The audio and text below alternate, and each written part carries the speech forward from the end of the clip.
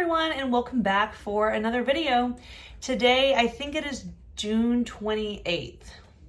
I may not be right on that date because they all blend together because it's summertime. My kids are home. In fact, my kids are here right now because they always are. So you might hear, the pitter patter of children's feet or the screaming of Minecraft victory or whatever. Anyway, they're here, might get noisy. Anyway, it is the end of June, which makes it really, really close to the middle of the year, the middle of 2021. It really snuck up on me, but here it is. So I wanted to do a video today to kind of recap my reading so far in the year. And I have a list of questions and prompts to kind of help me narrow down what some of my favorite reads were, maybe take a peek at what I didn't enjoy as much. But the main reason I wanted to do this was so I could kind of have a list on record of what my favorite books of the first half of the year were, so I can compare it to my favorite books of the whole year. And I'm curious to see whether or not that list at the end of the year will just be an amalgamation of the whole year, or maybe at the end of the year on the latter half, I'll read so many good books that it'll kick these out of the top 10. I don't even know. But I did find a list of prompts. I saw the video first on Murphy Napier's channel, but I believe I have tracked down who originated the list, and I will link her video below, as well as Murphy's if you'd like to. Click that one too. So I'll go ahead with my prompts, and hopefully you'll be able to hear me with the ruckus in the house. It's probably not even as bad as I think it is. So let's start going through the question. This was really hard list for me to do because this has been a great year of reading. According to my Goodreads list, which I think is pretty accurate, I try to put everything I read into Goodreads, so I think the count is pretty close. According to Goodreads, I've read 39 books this year, plus I did one beta read that is not yet listed on Goodreads. So 40 books so far this year, and it's been a really good year of reading. I have started reading Robin Hobb. I've read more King, more Crichton. I caught up on Dresden Files. So I mean, some of these books aren't even going to be on the list, but do know that this year has been pretty stellar when it comes to reading. And for the most part, I've had a great time. So the first question is pretty straightforward. What is the best book you've read so far this year? And like I said, I want to use this video as a tool to look back when I do my top 10 books of the year. So I did do my top 5. They're not in any particular order. These are just my 5 favorite books that I've read so far in 2021. Like I said, I'm interested to see how many of these 5 books will still be on my list at the end of the year. Like, I hope the second half is even better than the first half, and I discover so many great new books that I'm like, who, what? I doubt it though. Like, I have a hard time seeing some of these books being removed from my top 10 books of the year list, because some of these are probably going to end up on like top 10 favorites of all times. It's been a good year of reading. Okay, so 5 books that have been my favorite in 2021. I'm starting out with Hyperion by Dan Simmons. This is the omnibus. I did not read both of them. I just read Hyperion. But this sci-fi classic did not disappoint. I loved it. I've heard a lot of mixed things about the books that follow this one. And since I loved it so much, part of me wants to just stop right where I left it and let it remain like a perfect book in my head. I get kind of worried sometimes that sequels, if I don't enjoy them as much, they may like taint my memory of how much I liked it. So I don't know if I'm going to continue with the series or not, but I loved Hyperion. Not only is it like one of my favorite books I read all year, but it will probably go down as one of my favorite science fiction books that I've ever read. So 2 huge thumbs up. I really loved it. Okay, next is Shadow of the Gods by John Gwynne.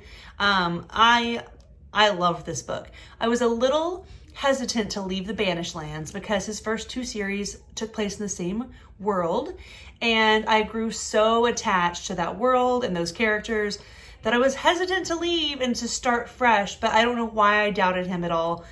I mean, John Gwynne is a favorite author of mine. He's an instant read. Anything he writes, I will read it. And this, I mean, it didn't disappoint at all. And it was a great, I love first books in series because I love beginnings. This was a great beginning. I was introduced to characters that I pretty much immediately became attached to. And the world is super, super cool. Like if you enjoy a Vikings feel, if you like the show Vikings, or you're just intrigued by Viking history and Viking lore, like you are gonna love this. It reminded me of Vikings, but with magic. Like what's better than that, right? So this book was I don't even want to say I was pleasantly surprised because I did know I would like it, but I was surprised by how much I liked it even more than I thought I would. So if you haven't picked this up, absolutely do it. You can start here if you want to. This is, like I said, book one of a brand new series in a brand new setting and world. You don't need to read any of his previous stuff to read this. Oh, it kind of looks like the dragon is coming from my hair, doesn't it? Look at that. Ah. Anyway, how about that cover? That is an incredible cover. But I mean, I'm never going to detour somebody from starting with Faithful and the Fallen and the Banished Lands in general because it's very special to me. But if you want to start here, I mean, I would definitely cheer you on as well. All right, the next favorite that I read was A Man Called Uva. Now, I just read this last week, so it kind of just snuck in at the last minute. But I've been trying to read, it's been on my radar for a couple of years now, but I kept putting it off because it's not necessarily my genre of choice. But I can't say enough good things about this book. I actually did a review and recommendation that is spoiler free if you guys want to check it out. It came out of nowhere and it absolutely just captured my heart. And it was so sweet and wholesome and heartwarming, yet at the same time, real and raw and heart-wrenching. It was just an awesome story. I mean, coming in at a solid 320 pages, like you have no excuse not to pick this up. So please read this. I loved it so much. Okay, next is another one that kind of swooped in, Project Hail Mary by Andy Weir. I loved The Martian. I enjoyed every moment of listening to it. I actually did The Martian 100% on audio, and I loved it. And it was an easy sell when this was picked. You know, this gained a lot of hype like instantly. It just came out. It was just released, I don't know, a month ago maybe. And I mean, I haven't heard a single bad review of this book. Everyone seems to be loving it. And so a bunch of friends were reading it. And so I thought this was not on my, short list to read right away, but I will throw it in there because I enjoyed The Martian so much. And I don't want to take anything away from The Martian because I still recommend it. I still loved it. But this book was just so fun. I loved it from the first page to the last. And again, just very heartwarming. If you want a book that keeps you guessing, has lots of, twists and turns, lots of cool science fiction stuff, but in the end is still a very fun, heartwarming story, you got to check out Project Hail Mary. And then this is a bit of a cheat code.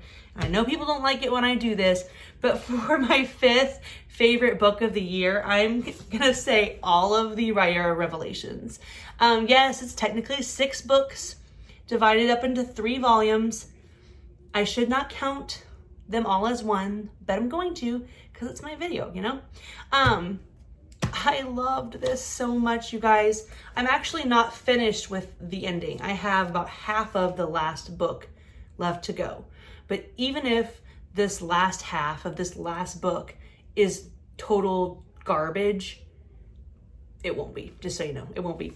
Even if this is the worst ending I've ever read, it wouldn't take away from the fact that I loved these books so much.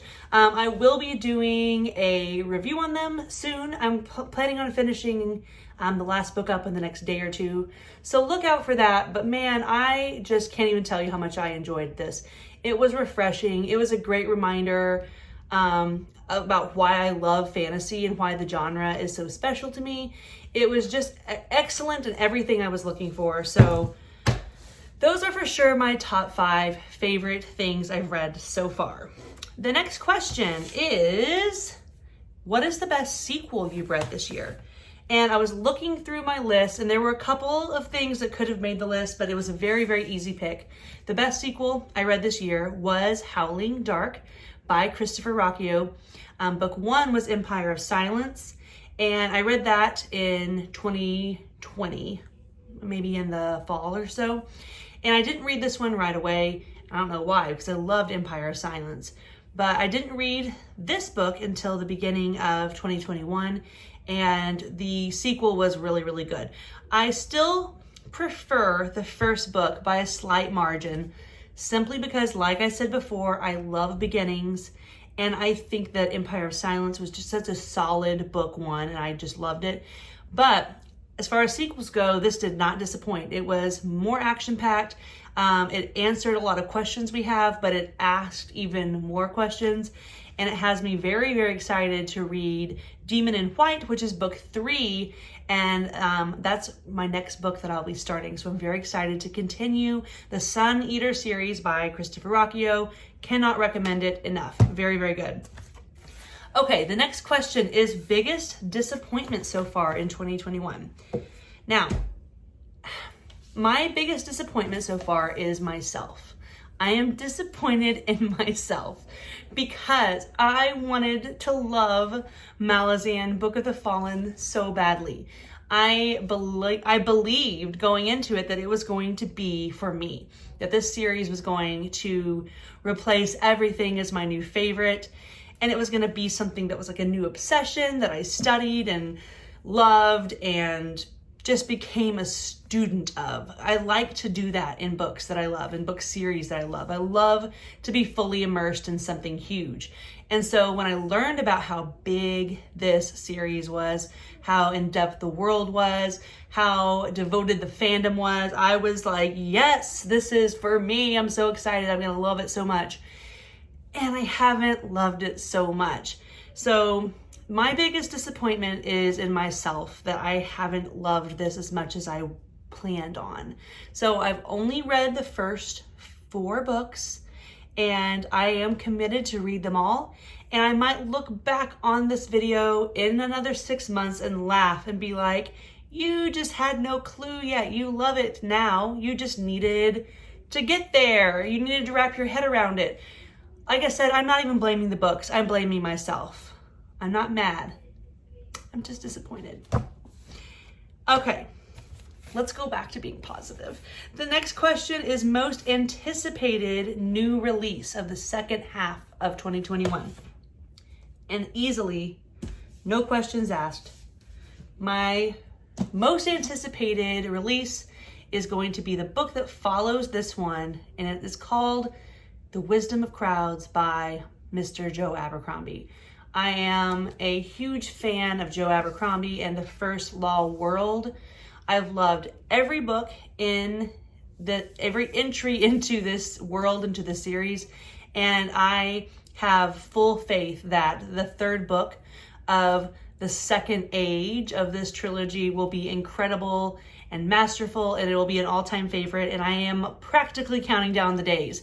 So I just can't wait to see, I can't wait to have that book in my hands so I can, I mean, look how beautiful that cover is. I just can't wait to have them all and to read them and just to finally kind of wrap up that series. I don't know if he's ending it there, if he's going to write more in the world. I haven't heard yet, but that will be the end of this, you know, that era, the Age of Madness, I believe they're calling it. Okay. The next question is the biggest surprise. So a book that just totally came out of nowhere and surprised you. I'm going to go back again with A Man Called Uva. Now, just FYI, I always assumed this was called Ove, like pronounced Ove, the name, but it is Uva because it's Swedish, and apparently that's how they pronounce that name. But anyway, like I had mentioned before, this one just came out of nowhere and just knocked my socks off. Definitely the biggest surprise of the year. I've read a few of his other books that I enjoyed thoroughly, so I wasn't surprised that I would like it, but I didn't expect to love it as much as I did.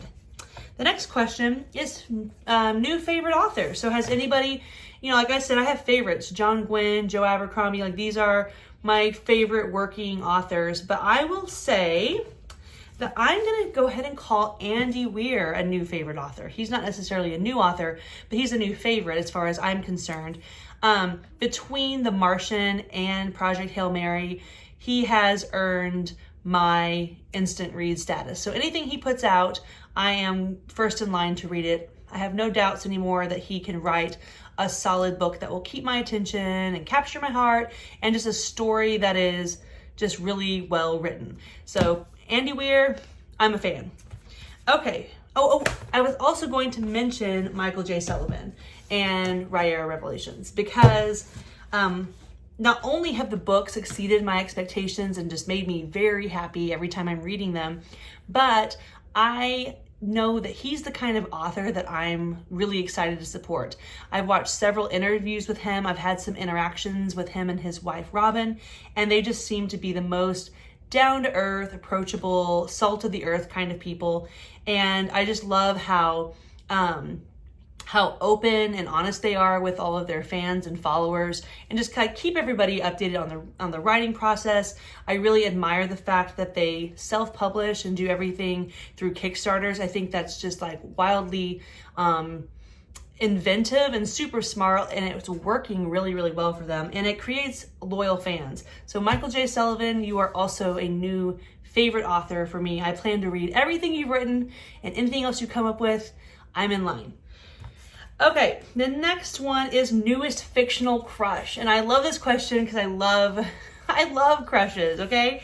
And I'm gonna give it to Hadrian Blackwater, who again is from Raya Revelations. Hadrian is my dude. I just think he is good through and through, but he's still funny and you know, kind of brutish, and he's brave, and he's just always, I don't know, you have to read the story, but Hadrian is my guy. That was one of the first questions I got asked when I really got into the book series was, are you team Hadrian or team Royce, the two main characters?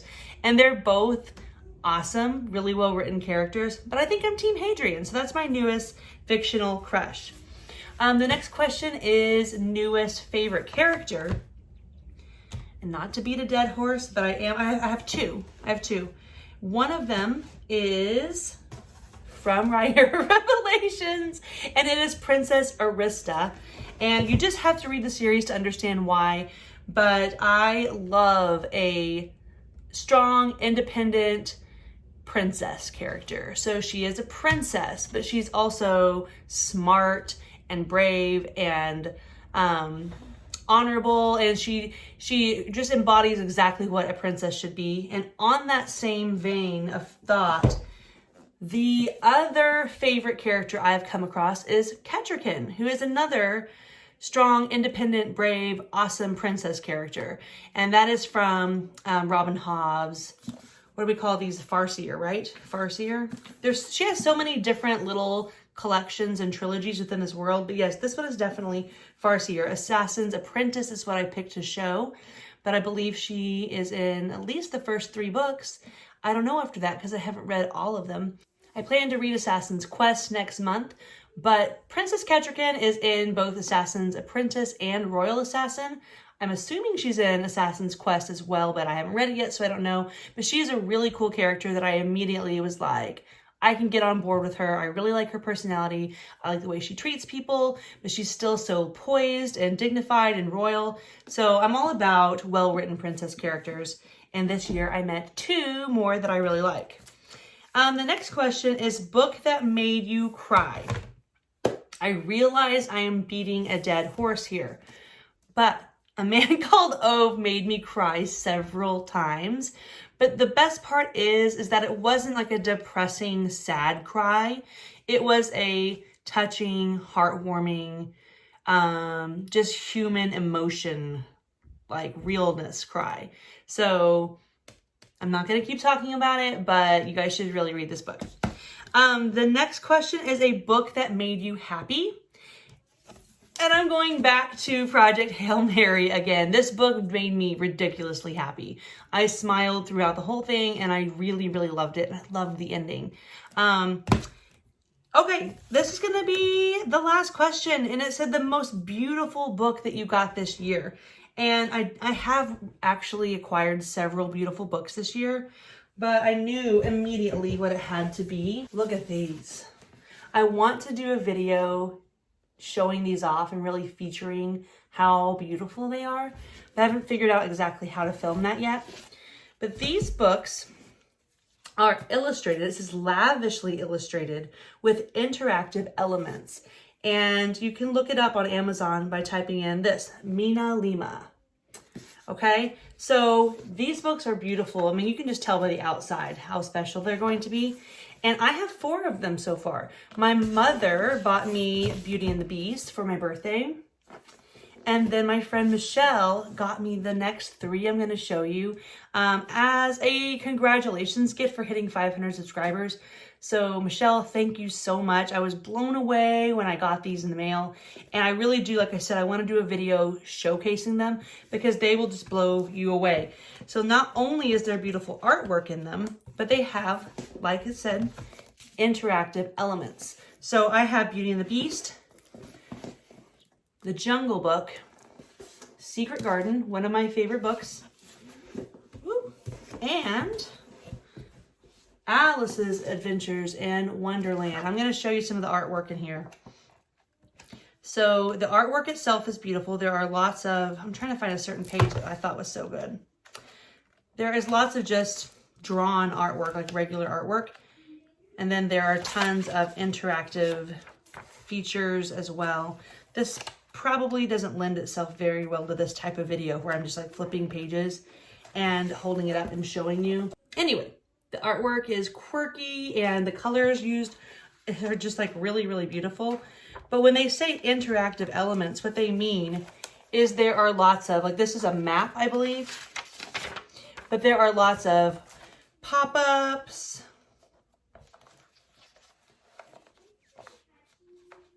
you get the idea. Like I said, I'll do a video to really showcase how cool they are. But in the meantime, just trust me, these are the most gorgeous books I've ever seen. I'm obsessed with the style of artwork and the interactive elements are just so fun. So check these out on Amazon. And Michelle, I can't tell you enough. Thank you so much for sending these to me. It was a huge surprise. So that's all the questions I have. Thank you for watching and we'll see what the latter half of 2021 brings. Thanks.